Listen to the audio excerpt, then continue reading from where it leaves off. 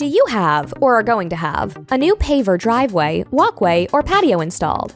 Introducing our solar brick paver lights to add light to dark areas and to help direct visitors safely to and from your entrances.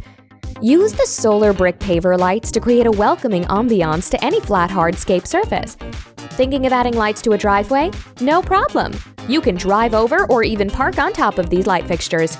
Simple to install. Just remove a 4x8 paver and replace with a solar brick paver light. If your pavers are not 4x8, no problem. Just cut and remove a 4x8 section in the hardscape for the light to fit into. No wires, permits, or electrician required. The solar brick paver lights are shipped with a charged battery and ready to work right out of the box. However, they will need to be turned on first before installation. Using the included Allen wrench, remove the 6 stainless steel Allen head screws holding the top lens to the black body of the fixture. Then, remove the solar light module and turn it over. Depress the round push button switch until you hear a click. Put the solar module back into the fixture and reattach the lens with the 6 screws.